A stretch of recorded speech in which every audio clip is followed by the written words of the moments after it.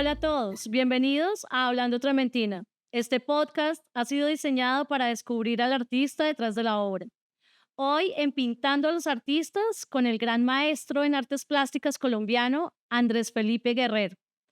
Andrés Felipe Guerrero es artista, dibujante y docente colombiano, un hombre con una amplia trayectoria en el dibujo en nuestro país, académico, muy talentoso y entregado al lápiz y al papel de una forma tan majestuosa que pocos podrían creer que se trata de un trabajo hecho a mano. El proceso creativo finalmente siempre concluye en la realidad afectada de forma original. Este proceso generalmente involucra imaginación y el deseo de ir más allá de las reglas establecidas, añadiendo la disciplina para completar la meta como nivel de satisfacción propia. Cuando esto traspasa el proceso de aprendizaje propio y se vuelve parte de la enseñanza a otros, puede plantear un espacio para enfocar la concentración de los aprendices en una actividad específica, fortalecer la forma de decisiones a través de direccionamiento de la expresión artística y ver los resultados más que en la obra, en el nuevo pensamiento que se ha formado. Bienvenido Andrés Felipe, de verdad que es un gran honor tenerte aquí. Creo que desde que vi tu primera obra siempre tuve esa duda de si era ser una reproducción hecha a mano o de otro estilo, una fotografía además, porque tienes un talento inmenso con el dibujo y con el arte en general. ¿Cómo estás? Gracias por estar aquí. No, gracias a ti, el gusto es mío. Qué rico poder sentarnos a hablar de arte un buen rato. Y pues bueno, gracias por esa introducción, muy gentil. No, no, gracias a ti de nuevo. Y bueno, como siempre, vamos a empezar este programa a partir de las obras. Hoy siento que la vamos a pasar muy bien porque además tienes una obra muy divertida y cargada de muchas cosas. Y vamos a ver la primera. Eh, Vamos a empezar con esta obra. Esta obra se titula En mi nombre no. Sí, es una apropiación de la obra en óleo El Columpio, una obra del pintor y dibujante francés Fragonard, de las más conocidas además de él. Toda la obra que vemos aquí está hecha en lápiz sobre papel. Esta tuya pues es del 2011 y la de Fragonard de 1750 y pico. Es una obra que no es de gran formato, digámoslo así, y además, pues tú también en tu obra mantienes más o menos las mismas dimensiones. Aquí vemos, pues, en la imagen una mujer con un vestido frondoso entre lo que parece ser un viento arrasador que la conduce a un hombre, ¿sí? Una escena que parece tomada en cámara lenta, porque parece que están pasando muchas cosas aquí, parece que hay un tornado que agita la naturaleza y todo el entorno de una forma abrupta y pues con mucha turbulencia. Además, pues está hecha solo con esa escala de grises que vamos a ver que es una, digamos que una tendencia muy marcada en tu obra, que además habla pues del gran dibujante que eres. La posición de la chica pues muy refinada para lo que le está pasando, ¿sí? En medio de pues esa magnífica forma de caer, eh, de todo ese despelote que se está armando sobre un hermoso vestido vuelve la imagen también muy contrastante en todo el sentido, digamos lo que desde el concepto, porque pues seguramente tú nos vas a contar un poco también de la referencia que usas aquí. Pero además desde la técnica que es muy poderosa y que además pasa algo, sobre todo en nuestro país, y es que se valora mucho la pintura por encima del dibujo. Al dibujo no se le ve el gran valor, digamos que no se descubre dentro de todos los valores que tiene. Aquí pues tú lo haces en lápiz y además de una forma muy prolija, que uno dice, bueno, es el ejemplo perfecto para decir, bueno, me cambio al dibujo o seguro mi pintura favorita es un dibujo. ¿Cómo es que te atreves a quitarle el color a la obra original y armar un despelote del columpio tan delicadamente? Bueno, lo del columpio y la apropiación, digamos que es un juego con el que vengo yo trabajando pues desde hace muchos años. Esta obra hizo parte de una exposición individual que hice que se llamaba En mi nombre no, Ujú, y que básicamente es como una especie de juego de palabras entre, pues que yo mismo estoy asumiendo la responsabilidad de que la obra de Fragonard, pues no la pongan a mi nombre, que lo que estoy haciendo de alguna manera es copiarla, pero también tiene que ver con una especie de juego de roles en donde yo quiero ser como el artista perpetrador. ujú. Entonces, lo que está sucediendo realmente en la obra es una explosión. Yo estoy cambiando toda la acción del columpio por una explosión. Esto de alguna manera como con la idea por allá de rebuscar en la memoria de lo que sucedía cuando yo era niño, cuando en los años 80 y 90 una explosión en Bogotá era una cosa casi como si comenzara a llover, ¿no? Algo como de alguna manera eh, eh, grave o harto o algo que uno no quisiera que pasara, pero que estaba dentro del panorama y dentro de las posibilidades, ¿no? Y hoy en día ya siendo uno adulto no le cabe uno en la cabeza que eso pasara dentro del paisaje normal. Sí. Em, y entonces el tema de mi nombre no, de alguna manera reafirma el hecho de que, pues que ningún acto terrorista ni ningún acto que atente con la vida de los demás, quiero que la hagan a mi nombre, ¿no? Me excluyan a mí totalmente de cualquier referencia en ese sentido. Hace parte de una serie, son varias obras que cumplen, digamos, con la misma dinámica, en donde lo que traté yo fue apoyarme en imágenes de la historia del arte, como te dije al principio, es algo que hago muy frecuentemente, ya lo verán con el resto de las imágenes, em, pues para contar lo que quiero contar. Entonces cojo imágenes que sean, digamos, muy dinámicas, que haya mucho movimiento y que con cambios muy sutiles yo pueda hacer como ese juego irónico entre lo que la obra originalmente estaba queriendo decir y esta explosión, pues que se vuelve, digamos, una especie de caos hermoso, por así decirlo. Ahora, por el otro lado está el tema del dibujo y eso puede llegar a ser un poco más complejo de explicar, pero digamos que yo soy de los que creo que los artistas en el fondo somos artistas porque tenemos problemas de comunicación y necesitamos de lenguajes, digamos, muy particulares para poder contar lo que queremos contar.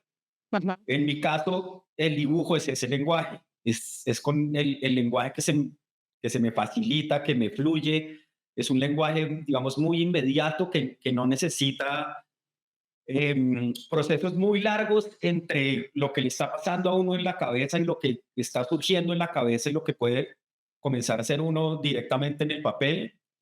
Es algo, digamos, sí, que tiene que ver mucho con mis procesos de trabajo, con mis procesos mentales, pero al mismo tiempo también me gusta pensar en el dibujo como una anotación, casi como en una época yo hacía muchos trabajos sobre hojas de post-it Ujú. y las hojas de, digamos, dibujos sobre hojas de post-it. Y las hojas de post-it se usan para hacer anotaciones, ¿no?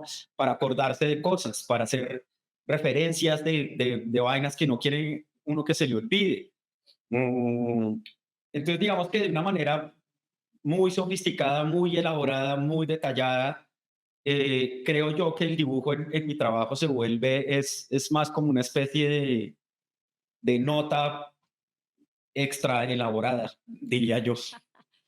Muy, muy elaborada, porque es en serio que los que hemos podido ver tu obra, pues, eh, en serio que el truco, a lo que tú le llamas truco, pues es una cosa que se logra totalmente. Uno nunca sabe si en serio es un dibujo. Y además, eso también lo hace, me parece curioso que hables de apropiarte, pero además de las grandes obras, ¿no? Entonces, como que le fijas de una vez el punto como estrategia.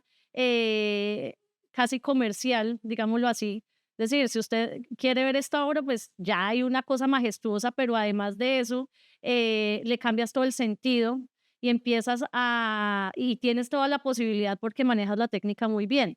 Eh, es una muy buena forma de decir que es una anotación sofisticada, pero eso de pronto puede hablar un poco hablas tú de tus procesos, de digamos, procesos de comunicación, tiene que ver con cómo llevas tú la vida, por ejemplo, eso del post-it, por ejemplo, de la anotación rápida y tal vez del pensamiento rápido y de ir caminando como hacia adelante sin ver mucho lo que pasa atrás o de ser muy automático, tiene que ver como con las acciones en tu vida.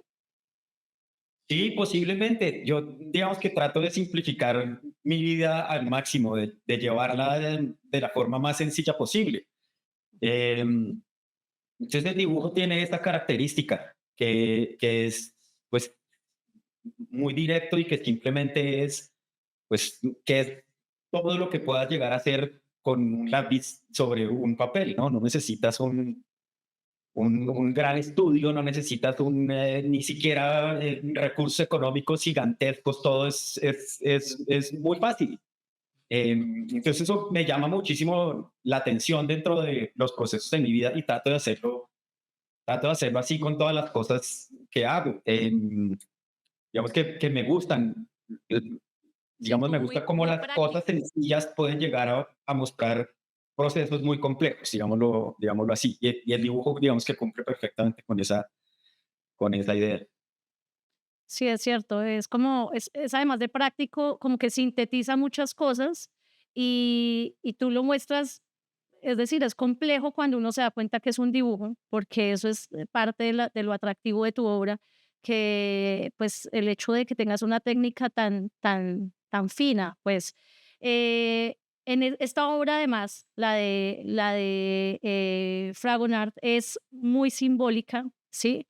Vemos a Cupido, que está justo al lado izquierdo central de la imagen, sobre un pedestal, y debajo un hombre visiblemente afectado por este viento recio que ahora nos dices, pues está asociado es a una explosión, a una bomba o algo así. Para los amantes de la pintura, pues es el claro ejemplo de cómo se potencia una imagen desde el dibujo y pues desde el discurso y desde la técnica, ¿no?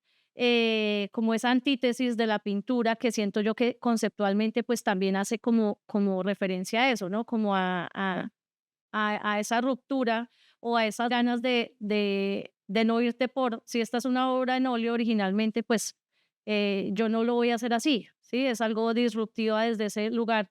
Em, digamos que esta obra es mucho más dramática que la obra original. También la actualizas en una mejor versión, siento yo. ¿Eres fan de cambiarle el sentido a las cosas o de marcar con severidad tu punto de vista en la vida? Eh, soy más bien fan de la ironía y del juego de palabras o del juego de imágenes, del sentido del humor, de tal vez del sarcasmo, sí, más que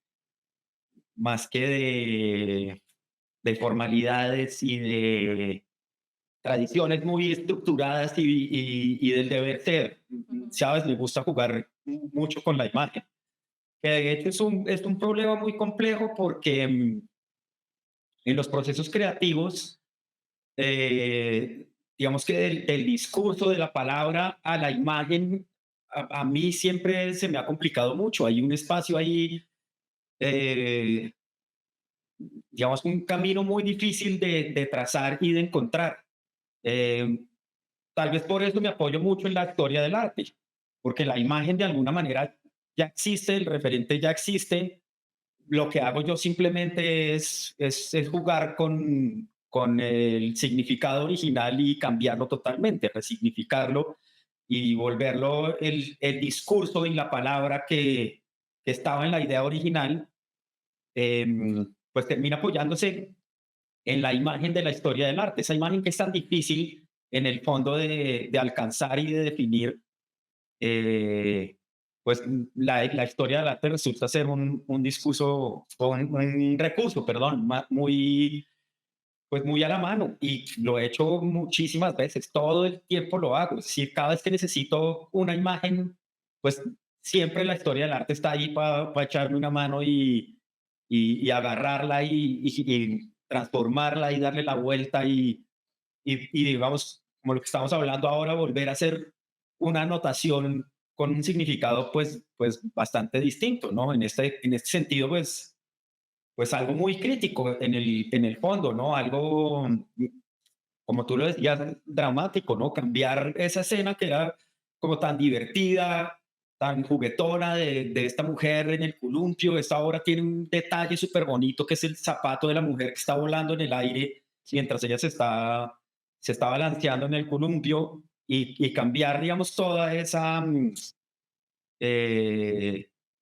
esa escena divertida por pues algo un poco más serio y algo un poco más conmovedor y algo más dramático como lo es pues estar en medio de un atentado terrorista o algo así, ¿no? Claro, totalmente de acuerdo. Y además que puede pasar desapercibido, es decir, una historia que quieres contar, pero no tienes que irte a lo literal. Eso me parece que además es muy responsable de tu parte, aún con el nombre que le pones, ¿sí? De casi de no hacerte responsable, pero se me hace que con el espectador tienes como esa responsabilidad de mostrar eh, sin volviéndole la vida más divertida, ¿sí? Que aún viendo lo que, digamos, el desastre, pues uno se vaya con una sonrisa en la cara. Eso me Sí, parece chévere de esta te obra. decía que mira, Ujú. de un rol que termino yo asumiendo, que se vuelve un juego, que es el del artista perpetrador. Pues porque en últimas yo me estoy metiendo con una gran obra de arte, un tremendo trabajo súper, súper bonito de Fragonard y lo estoy interviniendo y me estoy dando la libertad de cambiarlo y de resignificarlo. Em, entonces, en ese sentido, también me siento yo como una especie de terrorista frente a la obra de arte original, ¿no? Al metérmele a Fragonard, pues yo no sé si Fragonard estuviera vivo, qué hubiera pensado de eso, ¿no? Pero de alguna manera soy yo el perpetrador dentro de la historia del arte original, tal cual como estaba escrita, a cambiarla y al resignificarla. Que de nuevo es un juego en el que me gusta como involucrarme y meterme. Y es un juego que ha ido como cambiando y modificándose, pero es un juego en el que me meto yo ahí. Sí, es algo como un intruso ahí, porque además, bueno, yo no puedo imaginar cómo escoges tú las obras, porque pues en la historia del arte, ¿cuántas obras puede haber que sirvan para casi que para personificar o reinterpretar algún discurso que tengas tú en mente? Ese camino puede ser como también incluso chistoso, ¿sí? O sea, como, pero ¿cuál obra me sirve? ¿Sí? ¿Cuál obra? Y además, ¿cómo la voy a justificar desde todo ángulo? Eh, en esta siento que además, pues, se logra todo el hecho de contar una nueva historia, pero además de poner cada elemento a favor de la técnica. Me parece curioso lo que pasa con el Cupido, que en la obra original, pues, está silenciando o haciendo esa seña de silencio, pero aquí por el tema también de pasarlo al blanco y negro, que es lo que pasa con el lápiz, pues desaparece un poco eso. Es decir, que toda esa parte simbólica, pues la eliminas un poco, pues obviamente a favor de tu discurso, pero también justificado desde la técnica, ¿sí? Vamos a seguir con otra de tus obras y esta obra que también me parece genial. Esta obra se llama La Ronda Nocturna de la Ronda Nocturna, Canal 1 y 2. Pues y la otra era un poco, digamos que irónica, pues esta, digamos que llega a ser como a magnificar ese término en ti como artista. Esta obra es del 2015, llega 4 años después de En mi nombre no. Esta es del Museo Nacional de Ámsterdam. Digamos que ahí sería donde pasan las cosas, ¿sí? De nuevo en lápiz, una obra de gran formato. Esta es pues obviamente mucho más grande en la que podemos ver dos perspectivas de la obra de Rembrandt, ¿sí? Llamada La Ronda Nocturna. la compañía de la milicia del Distrito 2 de 1642.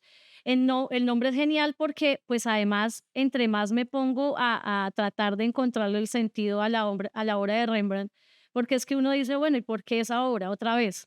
Sí, entonces uno trata de encontrarle todo el trasfondo, pero el nombre que tú sugieres, pues solo el nombre de tu obra me devuelve a una intención graciosa de ponerme a ver la ronda nocturna, pero pues a través de la ronda nocturna, ¿sí? Entonces además, es muy chistoso, pero la técnica es que no es chistoso, es ver cómo logras que esto sea tan vívido, o sea, que en serio parezca una fotografía. Cuéntanos un poco de cómo llegas a esta obra y no sé si la intención sea una gran intención, una pequeña intención, pero lo que sí haces o lo que se denota en la obra es un gran esfuerzo eh, por, por hacernos ver una cosa que tal vez en una fotografía se habría logrado más fácilmente. Sí, digamos que este es el segundo paso después del perpetrador, Ujú. es de entender, digamos, quién está pendiente de que el acto terrorista no suceda o, es decir, aquí el alter ego vendría siendo el vigilante, ¿no? El que Sí. está observando.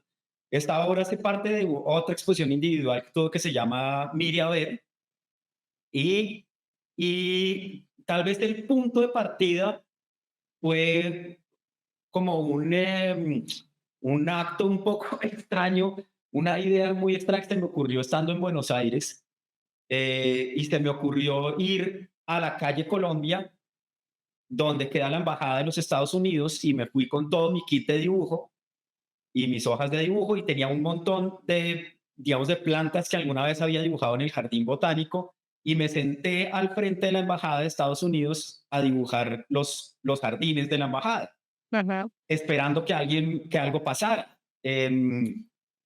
Digamos que el tema tenía que ver con qué tan importante o qué tan peligroso tal vez era el acto de dibujar. Ujú. Y evidentemente después de un tiempo se acercó un guardia de la embajada a decirme, oiga, ¿qué es lo que está haciendo usted? Y le mostré los dibujos y le dije, no, mire, estoy dibujando solamente las plantas. Entonces el tipo se pegó una confundida así tremenda, no sabía qué decirme. Eh, me preguntaba como muy insistentemente, pero no está dibujando el edificio, pero, ¿sabes?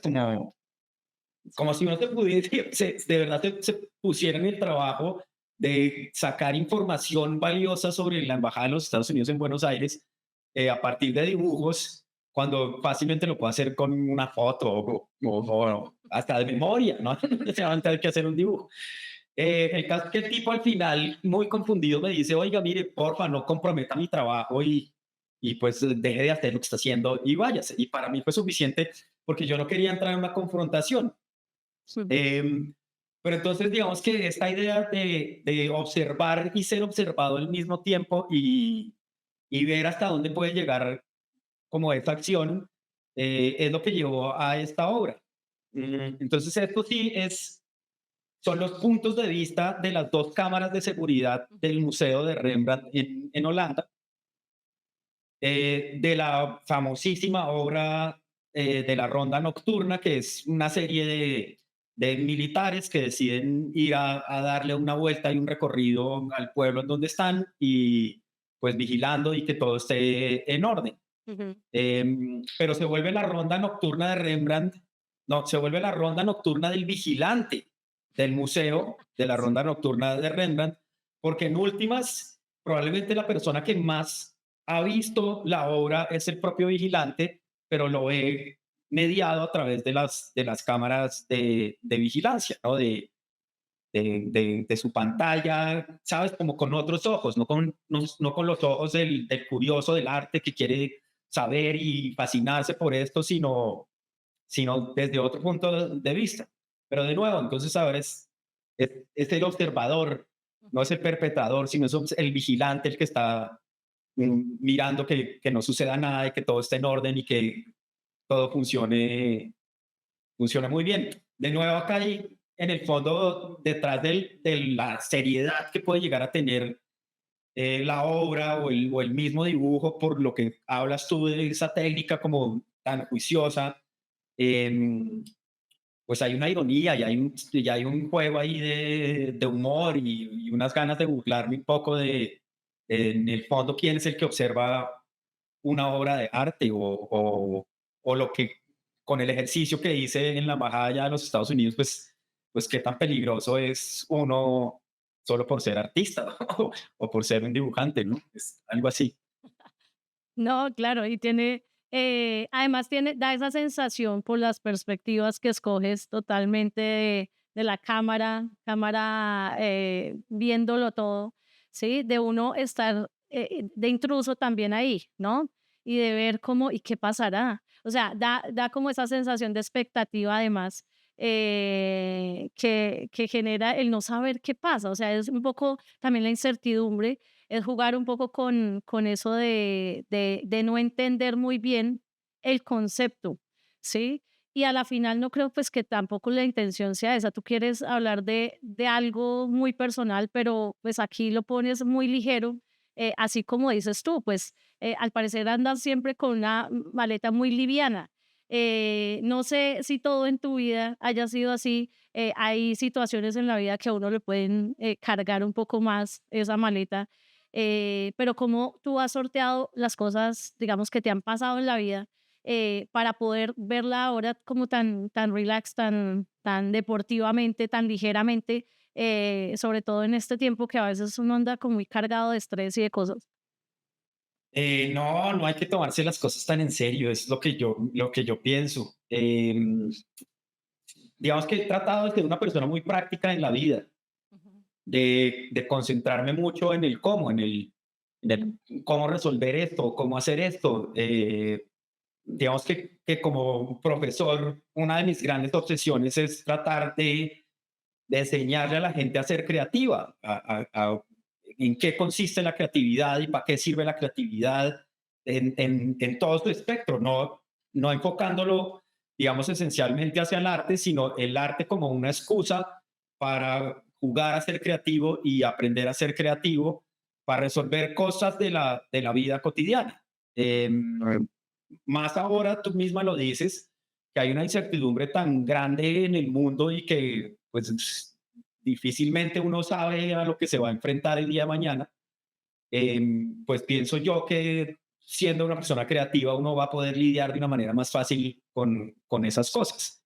Y al pensar en tratar de lidiar de una manera fácil con las cosas, pues vuelve de nuevo el tema de hacer pues las cosas, llevar las cosas de la forma más sencilla posible, de la forma, digamos, más eficientemente posible.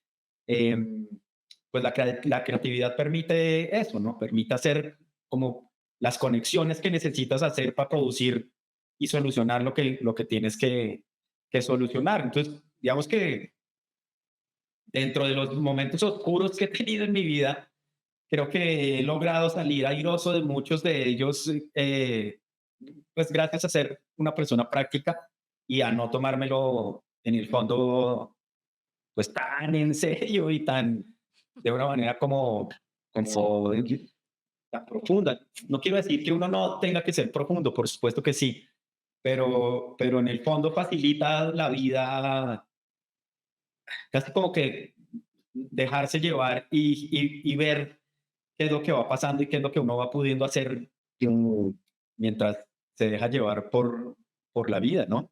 Em, pues que no es fácil, o sea, en el fondo la vida es dura y la vida es cruel, pero pues en el camino hay que, lo que te digo, no hay que tomárselo tan en serio, no hay que Hay tomarse que tan en serio nada. solucionar. Realmente, pues, digamos que tú también te metes como en unos temas muy complejos.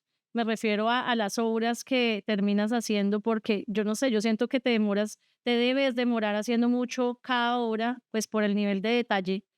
Tú dices, no, pues es que con el lápiz es rápido, es además, pues no es costoso porque pues es comprar unos lápices, pero realmente pues es que son obras que tienen mucho detalle, ¿sí? Y que además, pues, tiene una estructura de pensamiento y de todo. O sea, en este caso, por ejemplo, que te dedicas y te das la pela de hacer el Rembrandt, y no solo desde una perspectiva, sino desde dos.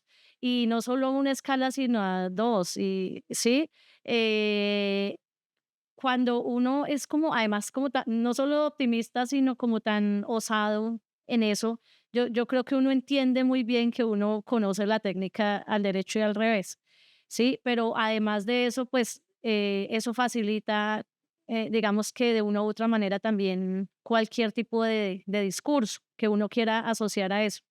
Eh, en ese trabajo creativo, ¿sí? Cuando tú estás ahí como muy en esa introspección o dibujando, no sé cuánto te demores, por ejemplo, en esta obra, cuánto te demoraste, y no sé, llegan momentos así como muy de meditación, muy de estar, de salirte de, o realmente eso también es un proceso muy de estoy dibujando, esto es, pero no ese pensamiento profundo de lo que es la vida y de lo que puede estar, de cuántas ideas llegan a ese momento, sobre todo en el hecho creativo.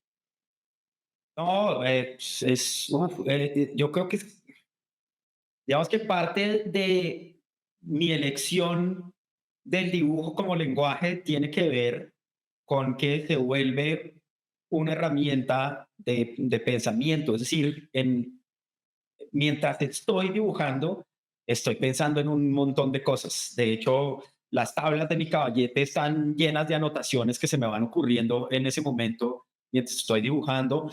A veces escribo cosas en los dibujos mientras se me ocurre algo como súper chévere que digo, "Uy, esto vale la pena", y lo escribo en el dibujo. Em, pero por supuesto, es un acto en el que estoy absolutamente metido y abstraído del mundo.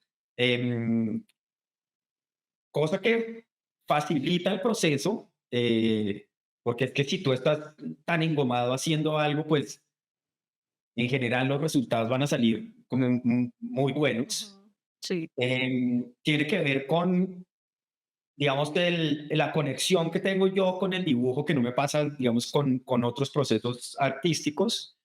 em, y tiene que ver con, pues, una cuestión también de goce y de disfrutar lo que estoy haciendo y de estar, sabes, en lo mío. Es el momento en el que de verdad soy yo. Em, este tema de los dibujos súper elaborados siempre trae una pregunta, pues, de la gente, y es, oiga, ¿y usted cuánto lleva dibujando? Y Ujú. mi respuesta es, no, es que yo nunca paré. El tema es que cuando yo de niño cogí un lápiz y un papel y me puse a dibujar, pues lo seguía haciendo durante toda mi vida. Yo no recuerdo un momento de mi vida en el que no haya dibujado, no haya estado dibujando. Toda mi vida lo he estado haciendo.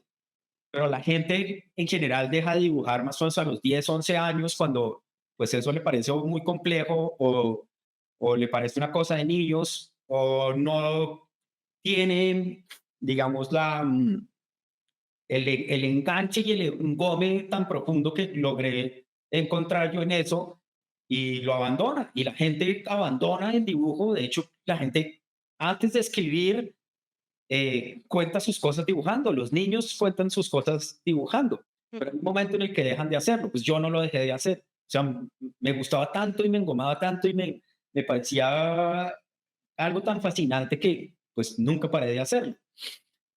Y pues con el tiempo, pues los dibujos se volvieron cada vez pues más complejos y más detallados, y digamos que ahí va el otro punto, y es que alguna vez me ponía yo a pensar, si una obra de arte pudiera hablar, ¿qué diría? Ujú. Y la respuesta es mírame, ¿no? Si una obra de arte estuviera ahí colgada en la pared, pues diría mírame, mírame. Y creo que sería muy frustrante para una obra de arte estar exhibida y que alguien pase simplemente y la mire 2 segundos y siga derecho. Ujú. Eh, entonces, esa es una de las razones por las que hago dibujos también, como con tanto detalle y con, sí, y con tanta cosa para ver, Ujú. porque en el fondo resulta muy sorprendente para la gente enfrentarse a un dibujo así. Si miras mis dibujos de cerca, no son dibujos que quieran eliminar el gesto y el trazo y la huella de lo que yo estoy haciendo. Ujú. Entonces la gente lo mira de cerca y dice, "Ah, pues es que este man está haciendo esto a partir de líneas y a partir de tonos". Y yo entiendo eso, yo lo he hecho alguna vez, mal, pero lo he hecho. Y el resultado es simplemente quedarse mirando el dibujo y buscando los detalles. Y como a veces oculto palabras, entonces también se quedan buscando a ver qué más cosas se encuentran. O, pero es casi como un acto de seducción, en el sentido de que yo quiero que el espectador se tome el tiempo, de alguna manera, de mirar y de detallar profundamente lo que estoy haciendo. Me demoro pues un montón de tiempo dibujando eso para que la gente pase de largo, pues trato de esmerarme en que la gente se quede un poquitico más de lo que yo esperaría que se queden. Y Sí. por otro lado, digamos que el hacer el dibujo no es tan complejo, no me toma tanto tiempo, a pesar de que toma su tiempo. Ujú. Es más complejo organizar la idea, es más complejo estructurarla, me toma mucho más tiempo, por ejemplo, escoger la obra que me sirva perfectamente para contar lo que yo quiero contar. Pero en el fondo, yo no sé si tal vez lo que quiero es que las obras, tanto por el dibujo, por la parte técnica, como por la idea que está detrás, permitan generar una buena conversación, ¿sabes? Como que sea el punto de partida de sentarse a hablar de, por ejemplo, en el tema de Fragonar, de alguien que diga, oiga, sí, yo me acuerdo de la bomba que pusieron en el centro 93 y fulanito estaba muy cerca y yo me acuerdo de esto otro y qué cosa tan rara eso, ¿no? Increíble que en nuestro país haya sido así. O en esta del vigilante, que la gente también me diga, oiga, sí, es raro, ¿no? Ahorita como estamos invadidos de cámaras por todo lado y ya uno no sabe cómo actuar y lo de la inteligencia artificial, ¿sabes? Y la obra permite, en el fondo, hilar una buena conversación de lo que sea, no necesariamente ni siquiera de la misma obra, es el punto de partida para sentarse a conversar. Y eso de entrada ya es bueno. Sí, totalmente de acuerdo. Lo que tú dices, por ejemplo, en esta de Rembrandt, que uno diría, pues, no, me quiere hablar del cuadro, pero pues esa también puede ser una conversación, pero, o de la perspectiva que tiene el punto de vista, pues, o sea, uno se imagina el super concepto asociado, porque además el hecho de que lo hagas con lápiz, digamos que complejiza mucho más esa idea de, uy, no, o sea, cómo es que se da toda esa lucha para hacerlo en lápiz, ¿sí? Y no escoger de pronto una técnica más referencial para este tipo de cosas. Entonces, a mí me parece un hit, me parece que además logras totalmente atraer la mirada y como que dentro de todo, pues el dibujo, lo que te decía al principio, que no se reconoce, todavía no se reconoce muy bien como obra artística terminada, digamos que siempre está en eso, en esa nebulosa de ser el boceto o el previo a la pintura. Tal vez ese nivel de detalle también puede ser como tratando de que sea una pintura en dibujo o algo así, o has tenido algún día ese conflicto con la pintura o nunca entraste en esos, digamos que en esas aguas no, pues es que la pintura no me gusta o esta sí me gusta, sino que el esfuerzo siempre estuvo dado desde el dibujo. Sí, pues es que si lo tomamos desde el punto de vista del lenguaje, indudablemente mi lenguaje es el dibujo por muchísimas razones. Ahora, digamos que yo sí creo que el dibujo desde hace ya muchísimos años, especialmente desde los años 70 en Colombia, con gente como Miguel Ángel Rojas o bueno, muchísimos otros dibujantes, el mismo Antonio Caballero, Luis Caballero, perdón, Luis Caballero, el dibujo sí se toma en serio como una obra de arte terminada. Ujú. Yo creo que digamos que la conversación de si lo es o no lo es, pues no sé, eso es como estar debatiendo si las mujeres todavía tienen derecho a votar o no. Eso es una cosa que ya se da por evidente. Sí. Em, en términos de la pintura, digamos que a mí lo que se me vuelve complejo es si yo me pongo a hacer una pintura, tengo que pensar en que tengo que mezclar los colores y tengo que mezclar los que necesito y no me puedo quedar corto, porque si me quedo corto, entonces tengo que seguir mezclando. Y si tengo que parar, entonces probablemente la pintura se me va a secar y no la voy a poder volver a utilizar. Y tengo que después lavar los pinceles y tengo que ponerme la pinta, que es porque no va a tirar la pinta. ¿Sabes? Son procesos muy complejos y son procesos muy largos a los que, digamos que tal vez mi personalidad, mi manera de ser, no se adaptan tan fácilmente. Me pasó lo mismo con la fotografía análoga cuando la estudié en la universidad, que desde que tú tomas la foto hasta que la ves revelada, eso pasado un montón de tiempo, que ya tus ideas han cambiado muchísimo en ese entonces. Sí. Cosa que no pasa con el dibujo.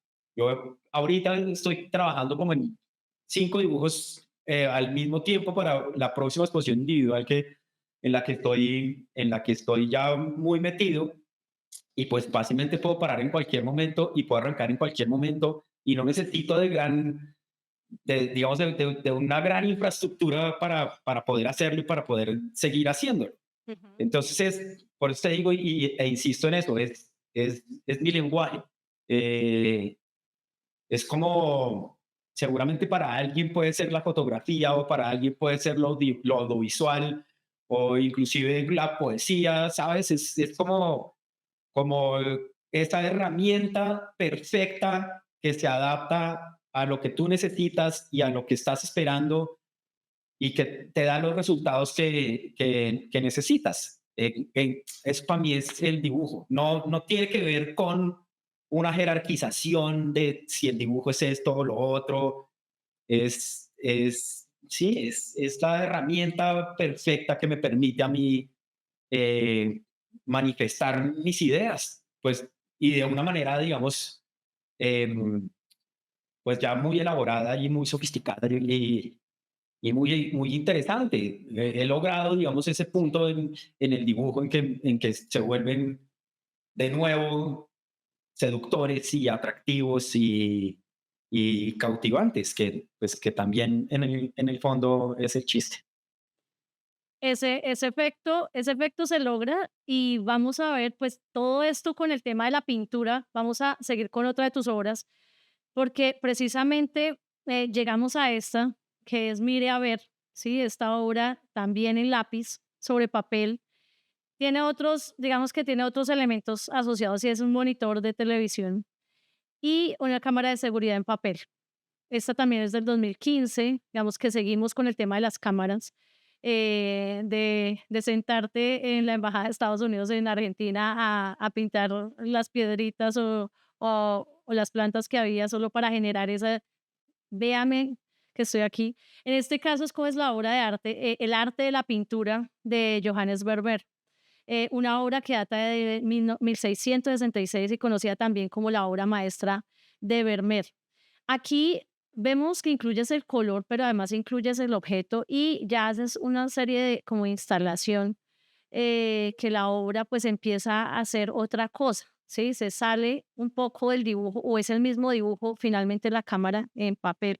Eh, cuando tú me decías ahorita, pues siempre he tenido la necesidad desde el dibujo y también me satisface esa necesidad del dibujo de comunicar todo lo que quiero comunicar. Aquí saltas a esos otros elementos, desde qué concepto o o por qué incluir, por ejemplo, aquí el tema también del color y demás. Sí, si el ejercicio en la Embajada de Buenos Aires era observar los jardines de la embajada mientras yo sabía que estaba siendo observado. Ujú. En esta obra el juego es con el espectador, es el espectador observando la obra, mientras la obra lo está observando a él observando la obra. Entonces, lo que vemos en azul en el caballete de Vermeer Sí. es el monitor y, y ese monitor está conectado a una cámara de circuito cerrado de televisión que está instalada en la galería. Ajá. Y la imagen que se ve, digamos, ahí en este momento, soy yo tomándole la foto al dibujo.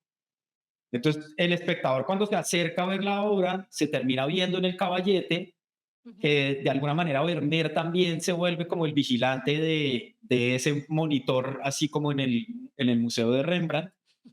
Em, pero la obra misma, porque la obra es todo, digamos que la cámara del circuito cerrado de televisión está hecha en papel, como la carcasa de la cámara es también un proceso, digamos, muy artesanal y muy manual.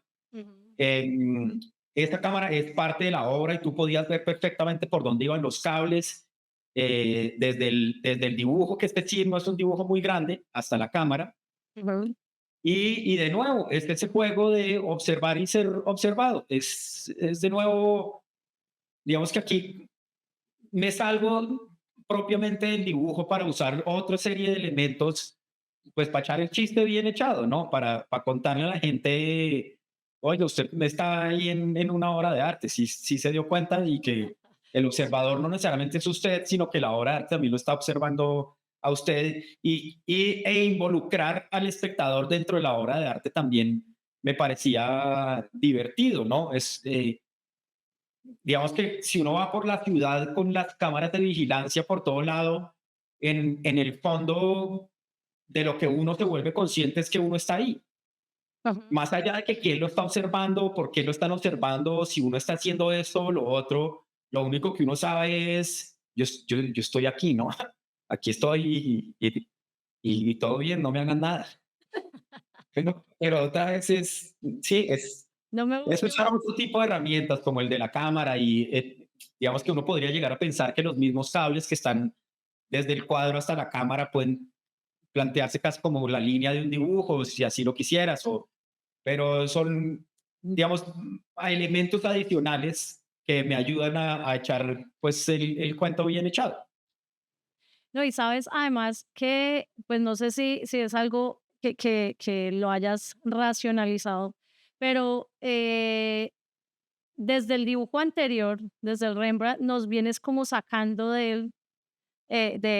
digamos, del cuadro, ¿sí? Es decir, nos metes al cuadro, pero de una u otra manera la perspectiva del artista se va alejando.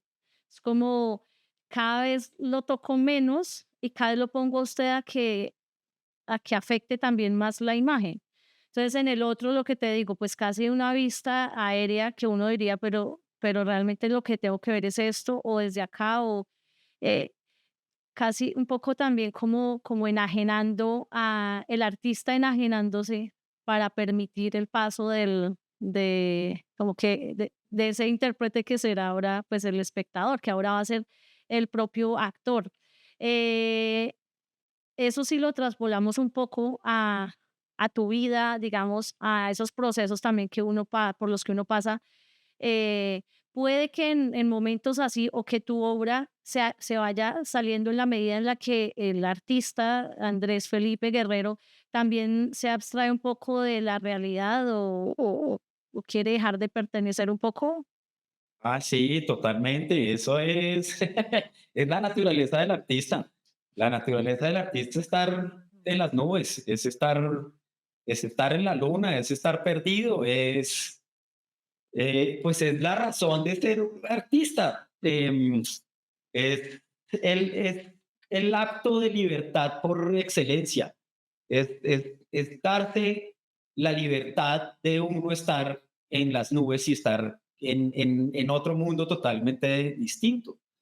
De hecho, yo recuerdo que yo tomé la decisión de estudiar arte estando prestando servicio militar obligatorio, Ush. cuando todas mis libertades estaban totalmente reducidas a nada, cuando me decían cómo cortarme el pelo, cómo vestirme, a qué hora levantarme, qué comer, qué hacer, cómo hablar, cómo saludar. Ajá. Pues yo dije, no, es que la vida no puede ser así. Yo me enloquezco si la vida es simplemente una sumisión a reglas impuestas por alguien más. Y encontré que el arte era la posibilidad de liberarse un poco de eso. Digamos que uno sigue viviendo la vida. Esto viene de Germán Hesse y de un libro que se llama Sobre la guerra y la paz, en el que en algún momento del libro el tipo habla sobre la definición del sujeto y lo compara con la definición del individuo. Ujú. Entonces él dice que el sujeto es el que se hace la pregunta de qué debo hacer. y en ese sentido somos sujetos en muchos aspectos de nuestras vidas. Sí. Como ciudadanos somos sujetos y, digamos, si queremos ser buenos ciudadanos, pues nos tenemos que preguntar si esto lo debo hacer o no lo debo hacer, si debo parquear aquí en la calle o no debo parquear aquí en la calle, si me paso el semáforo en rojo o no me paso el semáforo en rojo, si ¿sabes? Estoy sujeto a una serie de reglas que nos permiten, digamos, vivir de una manera civilizada. Y lo compara con el concepto del individuo que se hace la pregunta de qué quiero hacer. Ujú. Y esa pregunta pues, se responde pues, de cualquier forma. Ahí sí nadie te la va a responder a ti. La pregunta del individuo es en sí misma un acto creativo. Tú como individuo te tienes que solito responder esa pregunta y se vuelve un acto eh, subversivo, si lo queremos decir así, y se vuelve un acto de emancipación y se vuelve un acto de resistencia, decir qué quiero hacer y aún más lograr hacerlo. Entonces, pues en el fondo ese pequeño espacio de la vida en el que soy artista es mi espacio de libertad y de decir de alguna manera, así sea un invento y sea como una especie de placebo, decir que en este momento soy absolutamente libre, pero pues así me gusta asumirlo y así, ¿sabes? Es como un alivio después de haber experimentado como esa presión y esa disminución al mínimo de tu libertad, estando en el ejército, tener ese espacio en el que yo de verdad puedo decidir lo que yo quiero hacer en el momento en el que lo quiero hacer y que tiene que ver mucho con el dibujo. Todas las decisiones que estás tomando con el dibujo son inmediatas, pues las estás tomando tú. No las estás tomando porque debo hacer esto, porque este es el deber ser para esto, porque la historia del arte me dice esto, sino que pues en el fondo yo estoy sí, rebelándome contra mí mismo y contra mis propias ideas y encontrando de nuevo mi lenguaje para expresar libremente lo que pienso. Pues, son temas muy complejos y muy existenciales, pero digamos que en mi vida más o menos ha funcionado el sujeto y el individuo, digámoslo así. Entre cuál es el espacio que tengo en mi vida de ser un sujeto y que en el fondo yo me considero, ahí sí como se dice, digamos comúnmente me considero un buen sujeto, Ujú. porque, porque cuando me he visto sujeto a ciertas cosas, como en mi trabajo, o sea, yo siempre llego a tiempo a mi trabajo y cumplo con las cosas que tengo que cumplir, y si tengo que sacar notas, pues saco las notas, y sabes, o en sociedad me considero un buen sujeto en ese sentido, pero necesito sí o sí el espacio de libertad que me permite el arte, si no me enloquezco. Y digamos que hablando con amigos artistas, cuando nos ponemos a discutir sobre esto, siempre llegamos a la misma conclusión, de que al final decidimos ser artistas para no volvernos locos, para soportar la vida de alguna manera. Sí, eso que hablas del sujeto y del individuo me parece muy chévere como pensarse en que en esa dualidad un poco de la construcción de persona, porque pues no podemos zafarnos del sujeto, digámoslo así. Hay personas que se zafan del individuo. Pero bueno, no sé, tú hablabas de el artista como ese loco también, o esa persona que no tiene ni idea a veces que anda perdido, ¿sí? A veces sentirse perdido, eso puede traer una gran satisfacción si uno está muy atrapado. Sí, como tú dices, estar en el ejército, pues fue pucha, me perdí, es lo mejor que me puede pasar. En otros momentos puede que sea todo lo más terrorífico del mundo, sentirse perdido. Eh, en esos casos donde la realidad a uno lo puede poner en esos lugares, siendo o no artista, ¿cómo lidias con eso que puede generar el sentirse perdido a veces? Bueno, a manera de spoiler, toda, digamos, la idea alrededor de mi próxima exposición individual es sobre estar perdido y sobre sentirse perdido y sobre, o sobre haber perdido algo. Ajá. Em, yo creo que es la condición del hombre contemporáneo, sentirse totalmente perdido. Hay gente que lo disimula muy bien, hay gente que lo maneja muy bien, Sí. pero la condición del hombre contemporáneo es estar absolutamente perdido, no tenemos ni idea de para dónde vamos y esa sensación de incertidumbre cada vez es más grande. Se acentuó con el tema de la pandemia. La pandemia generó eh, eh, esta sensación de que cualquier cosa puede pasar en cualquier momento y que uno no sabe con qué se va a despertar el día de mañana. Creo que en ciertos momentos sentirse perdido es maravilloso y es fascinante y es exquisito y es una delicia. Hay otros momentos en los que se vuelve un poco más difícil y se vuelve un poco más retador. Eh, pero pues no podría decirte si, digamos que como sé que es una condición en la que vivimos, pues hay que lidiar con eso de alguna manera. Ujú. Mi manera de lidiarlo es por medio del arte y por medio de la creatividad y por medio inclusive del sentido del humor. Yo en mis clases uso el sentido del humor todo el tiempo para sacar a los chinos a los que le dicto clase de ese momento de lo que está pasando. No sé, el chiste que siempre he hecho es que cuando dos chinos están jugando de una manera muy brusca, a propósito o no, siempre les digo, bueno, sin violencia o les pego. Entonces, lo que Sí. logra es parar de una vez lo que está sucediendo Ujú, y de otra como preguntarse, pero usted qué está hablando, está loco, no tiene ningún sentido lo que me está diciendo y ujú. después se dan cuenta, claro, me está mamando gallo. Eh, pero digamos que este es un momento en el que ellos se sienten absolutamente perdidos por lo que les estoy diciendo, Ujú. pero es una oportunidad para, pues, para lograr algo, para lograr que paren de Sí. darse en la jeta a los chinos. Em, pero sin lugar a dudas hay momentos pues en donde estar perdido sí puede ser una cosa muy terrorífica y sentirse en un hueco sin salida y ahí pues hay que ver qué hacer. Pero en términos generales a mí me parece divertido perderse. A mí me parece una oportunidad perderse y a mí me parece,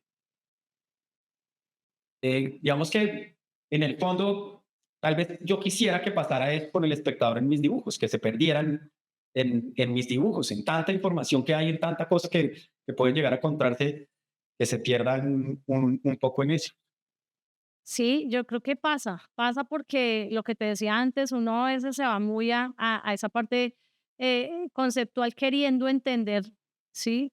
Porque el dibujo atrapa desde la técnica y entonces ya uno está ahí metido y ya uno dice, pues, ¿qué pasa aquí? O sea, ¿y ahora qué me quiere decir? ¿Sí? Ya logró mi atención. Entonces sí o sí uno resulta ahí como tratando de buscarle mucho sentido, ¿sí? Vamos a pasar a otra de tus obras. Y esta obra, bueno, aquí está muy estallada porque realmente es una obra de un formato muy pequeño. Esta obra se llama Pared, ¿sí? Es una obra del 2018. Aquí ya, entonces saltas ya de la cámara que había venido siendo como ese 2015 tuyo, en donde quién está viendo o el que me ve y el que ve la obra, pero que también está siendo observado por otros. Pero además es una obra pues que se puede apreciar in situ, es decir, ahí se hizo, es una pared donde la obra de dibujo pues la compone el marco, ¿sí? Pero lo demás es la pared del lugar. Eh, Aquí digamos que también, o sea, esto sí es la confusión de la confusión. Resultas además como sacando esas capas y subcapas de la pared y como delatando cosas ahí. em, Podría ser un paisaje, sí, pero podría ser, pero también es como si antes usted está aquí, aquí es esto es lo que hay aquí, o algo así, ¿sí? Finalmente es como la oda a la pared. Eh, ¿Cómo llegas a esta hora después? Bueno, después de 3 años de estar, 3 años antes de estar haciendo dibujos súper detallados y súper, mejor dicho, sofisticados, como dices tú. Sí, esta hace parte de la siguiente exposición individual que se llamaba Aún desde acá. Ujú, Lo definiste perfecto. En el fondo, la reflexión es, usted está aquí y esto es lo que hay aquí. Y es el paso siguiente de sentirse observado. Era lo que hablábamos en algún momento de que, por lo menos para mí, sentir las cámaras de vigilancia encima todo el tiempo, lo que me hacían reflexionar era sobre la realidad de que yo estaba en ese momento ahí. ujú, Es casi un concepto bastante eh, budista o meditativo, ¿no? De estar en el aquí y en el ahora. ujú, Y entonces era lo que yo quería con esta siguiente exposición, de alguna manera hacerle evidente al espectador de que él estaba ahí. Entonces, sí, evidentemente el marco es el que está dibujado sobre la pared y lo que hice yo fue raspar las capas de pintura y de estuco de la pared de la galería. Sí, digamos que yo no sabía con qué me iba a encontrar, entonces fue una cosa, digamos, como muy experimental, muy de, tenía la idea de qué era lo que quería hacer, pero el resultado no le tenía ningún control a eso. Al final quedó algo súper bonito. Sí, es como una suerte de paisaje que es chévere también porque como yo estoy hablando del espacio y como estoy hablando del estar ahí, pues poner digamos, una idea de un paisaje, pues hace más redondita la idea si así lo quieres. ujú. Para el galerista esto fue una cosa maravillosa, porque él me decía, esto es un acto como arqueológico de ir pelando la pared y de encontrarme con un montón de historias y de cosas que han sucedido aquí en la galería. Y me hablaba, por ejemplo, de ese color como aguamarina, decía, esto fue la exposición de fulanito hace yo no sé cuánto tiempo que pintamos la galería de todo este color. Entonces, se vuelve ya una reflexión del momento, de estar ahí.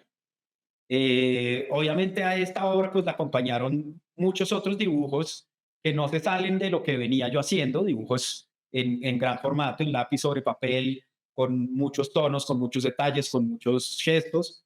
Pero pues esta obra, digamos que pues tiene esto especial, de, así como con la de la cámara de vigilancia y el monitor, pues yo quise usar otros recursos para contar lo que yo quería contar. Pues acá se me ocurrió la idea de usar el recurso de pelar la pared de nuevo para contarle al espectador, pues que en el fondo él está ahí, ¿no? Que en definitiva la obra se completa con el espectador estando ahí.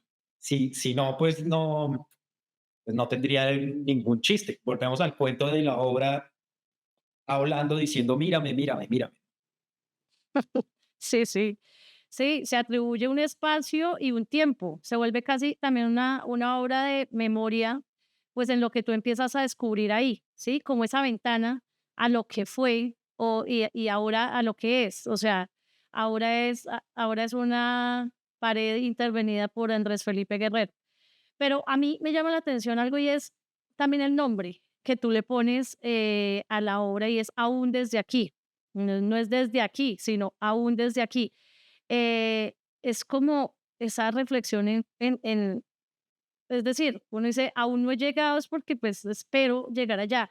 No sé si lo has notado, pero siempre de una u otra manera estás reflexionando como en una línea de tiempo en donde haces consciente no solo al espectador, sino pues en tu misma obra, yo creo que de una forma muy, muy íntima de tu paso por la tierra y de tu momento, del presente, ¿sí?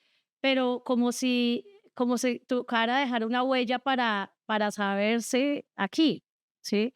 Eso puede pasar porque eres muy reflexivo con respecto a esa línea de tiempo, sea en el pasado o el presente, Eh, como pues para sí, anclarte, como para ubicarte, algo así. no, yo no sé si yo me quiero ubicar. En el fondo, mi propósito no es ese. Ujú. Eh, en el fondo, mi propósito es estar perdido la mayor cantidad de tiempo posible, porque ahí es donde surgen las mejores cosas. Em, pero digamos que una de las cosas más complejas que tiene el ser humano es que la única certeza que tiene es que se va a morir. Ujú. La única cosa que sabemos a ciencia cierta es que algún día nos vamos a morir. ¿Cuándo? Ni idea, cómo, ni idea. Sí. Em, digamos que a partir de pérdidas muy dolorosas que tuve en mi vida y que nunca supe explicar esa persona en dónde está en este momento, eh, digamos que en el fondo la reflexión es, no tengo ni idea, pero pues yo sí estoy acá y yo sí sigo acá. Sí, es la única cosa que yo sé. Que dónde está esta persona, pues si le preguntas a un cura, entonces seguramente va a estar en el reino de los cielos. Que si le preguntas a un budista, seguramente estará en su proceso de reencarnación o ya habrá reencarnado. O si le preguntas no sé, a un ateo, entonces dirá, pues nada, ya simplemente su materia y su energía se transformaron en otra cosa, ¿sabes? Hay mil versiones sobre el asunto. Em, y tratar de explicarse esto desde lo emocional es muy difícil. Y ahí vuelve otra vez mi naturaleza de ser una persona pues muy pragmática y simplemente pues, yo me quedo con lo que sé. Y lo que sé es que pues yo sigo acá. Y aquí seguimos todos. De eso estamos bastante seguros. Y digamos que el juego la obra que acabamos de ver era ese, ¿no? Hacer evidente que aquí estamos, como tú lo dijiste. Pero en esa misma exposición, por ejemplo, había un dibujo, tal vez era de mis favoritos, que era un bosque, eh, y en el bosque están un montón de planetarios de todas partes del mundo, Sí. metidos, escondiditos así dentro del bosque. Ujú. Sí. Y ahí la reflexión sí tenía que ver un poco más con esa mirada al más allá, con esa mirada a las estrellas, con esa mirada al cielo, con la idea de que pues somos polvos de estrella y que lo que somos nosotros es la transformación de la energía y de la materia por miles y miles de millones de años, desde una estrella por allá hace quién sabe cuánto y desde dónde, desde hace y desde quién sabe dónde. Entonces, digamos que los planetarios simbolizaban eso, es el hecho de estar acá mirando el cielo desde un interior, porque ni siquiera lo estás mirando tú directamente, sino que te están mostrando una realidad virtual ¿sabes? Ahí es donde comienza a enredarse mucho la cosa, pero ahí es donde se vuelve interesante y es lo que hablábamos en algún momento, es cómo uno puede permitir que el arte se vuelva pues una conversación interesante. Si digamos que el tema de esta charla que estamos teniendo nosotros no fuera mi obra, sino fuera ponernos a hablar desde esa obra de los planetarios sobre la vida misma y sobre la muerte, pues mira, aquí nos quedaríamos muchísimo tiempo hablando. Eh, pero sí, o sea, la vida es dura y la vida es difícil hay que encontrarle el lado flaco para no atormentarse uno en la vida. Sabes que todo eso que me dices como que a mí también me da bueno, la idea una vaga idea de lo que sería como otra dimensión, por ejemplo, con esta obra de la pared, y es como tratando de buscar como el núcleo, si fuera el que está escarbando la tierra o algo así, eh, casi que, porque pues aquí el dibujo enmarca, ¿sí? Es como el portal que yo tengo, ¿sí? El portal que me dio la vida hacia la comunicación y de una u otra manera, para lo que ya no está, es como, yo quiero abrir el portal, voy a hacer una línea, ¿sí? Pero de ahí para allá es como buscando y escarbando y saque la pared tras pared y qué más hay allá. Em, no sé, me parece algo muy bonito, pese a que aquí el detalle es mucho menor, digamos, en cuanto a la técnica, pues siento que es mucho más profundo desde, digamos, desde lo que nos entregas de lo que tú eres, ¿sí? Es un concepto mucho más íntimo, siento yo, y por eso me parece una obra tan bonita, además que lo haces en un formato muy pequeño, como tratando de sí agredir la pared, pero no necesariamente con lo que tú dices de para que me vean tiene que ser algo monumental. De pronto ahí estás con la intención de que te vea alguien diferente. Y bueno, no, vamos a pasar a la última obra del día de hoy. Es esta obra que es lindísima además porque me encanta el formato que escoges. Hemos visto, digamos, formatos un poco más cuadrados en tu obra. En este es pues más apaisado. Vea usted, se llama. Vemos un montón de personas aquí, pues que a la final ninguno nos da la cara, pero pues casi que uno pues tiene unos rasgos muy particulares que uno podría describir que efectivamente no son todas las personas del mundial que salen en el estadio y que no se sabe si son punticos o son, sino que aquí todos muy diferenciados, ¿sí? Todos están mirando hacia adelante. Una obra que podría también hablar, pues si nos quedamos con eso del tiempo, de lo que se proyecta o de lo que se espera o mirar hacia adelante. Nos pones a nosotros, casi que nos incluyes dentro de ese grupito, ¿sí? Pues yo también podría ser una persona que está ahí, porque pues alguien me estaría viendo la cabeza desde atrás. Cuéntanos cómo llegas a esta obra y todo lo que tiene que ver con el tema además de composición. Aquí me parece que eso habla mucho de, del concepto asociado. Sí, esta es una muy buena obra para entender el puente entre todo lo que pasó con Miriam, Ujú. del espectador como observador y de observarse observando, y lo que viene en la próxima exposición, que es sentirse perdido. Esta obra hizo parte de Arbo, justo antes de la pandemia, y el galerista cuando la vio me dijo, esta obra perfectamente podría llamarse Arbo sábado en la tarde, que es del momento en el que más concurrido está pues en la feria. Esta obra son un montón de personajes de obras de la historia del arte que están dando la espalda en ese cuadro, en esa obra en particular. Ujú. Y yo lo que hice fue sacarlas de su contexto y hacer esta aglomeración de espectadores tratando de ver una obra que uno en definitiva no puede ver, ¿no? Que todos la están tapando.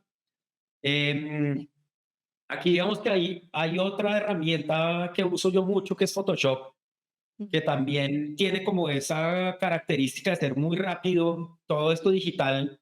Digamos que el control Z es la cosa más maravillosa que puede haber en el mundo porque es devolverse inmediatamente a algo que sí o a algo que no.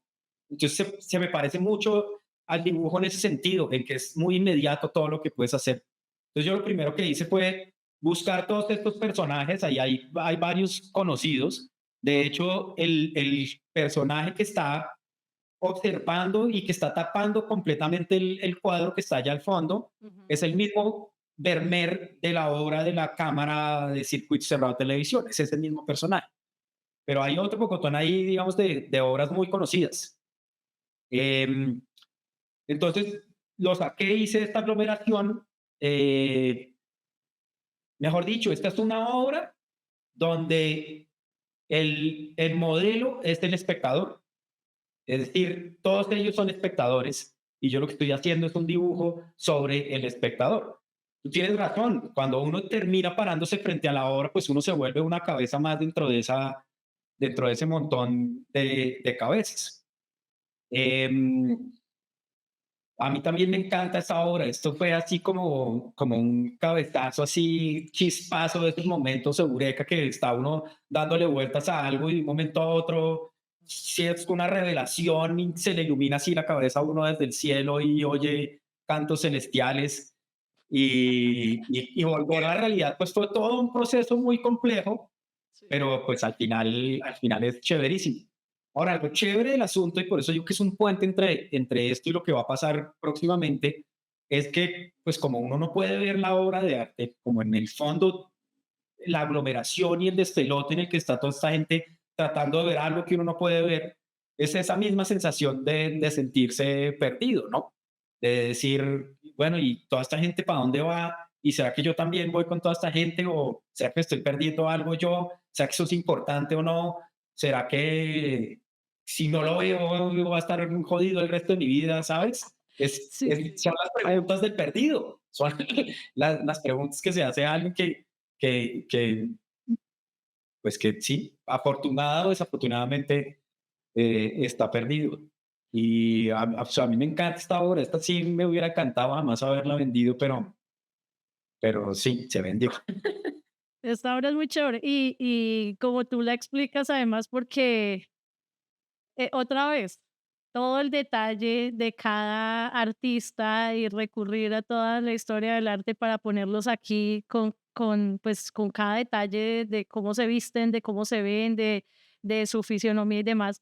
Eh, pero todo para decir, pucha, no me dejan ver. Mira que de una u otra manera es eso. Tú me dices desde el principio, muy, muy referenciado por los artistas de, pues, de la historia del arte en general. Pero aquí todos te empiezan casi que a nublar el panorama, si lo quieres ver así, ¿no? Entonces casi que ya no dejan ver la obra. Antes hacían parte de la obra, antes se prestaban para, antes se hacía el sarcasmo con ellos. Ahora ya te borraron la obra, ¿sí? Ya no te dejan ver.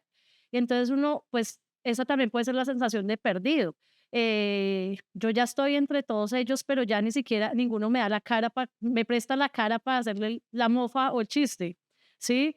Eh, a mí me encanta porque además como que está, como todas las obras, está dibujado como con tanto detalle y con tanto rigor que uno sabe que no son personas del común, por ejemplo.